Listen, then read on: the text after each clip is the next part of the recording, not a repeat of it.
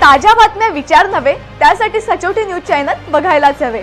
ज्ञान मनोरंजन संस्कार देणारे चॅनल सचोटीला सबस्क्राइब करा, बेल आयकॉनचे बटन दाबा, सोबत शेअर करायला विसरू नका।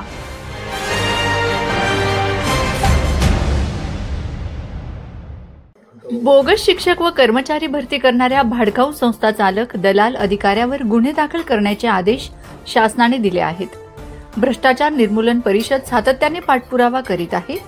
माध्यमिक उच्च माध्यमिक बोर्ड नाशिक यांनी तक्रारीच्या अनुषंगाने भडगाव, पाचोरा, कुराह, काकोडा, अंतुर्ली, रावेर, भालोद, रावेर, चाळीसगाव, नशिराबाद, अमळनेरसह मनोज आत्मारामच्या सर्व शाळा, शरद शिंदेच्या सर्व शाळांची चौकशी सुरू केली आहे। नवलनगरच्या मनोजच्या शाळाही रडारवर आहेत।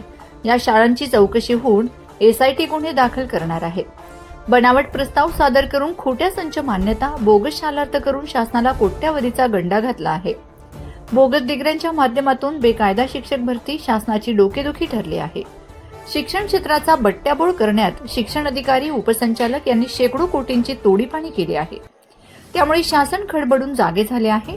हजारो कोटींचा भ्रष्टाचार स्वतः शासनाने मान्य केला आहे। त्यामुळे अनेकांना तुरुंगात जावे लागणार आहे। ताज्या बातम्या विचार नव्हे त्यासाठी सचोटी न्यूज चॅनल बघायलाच हवे।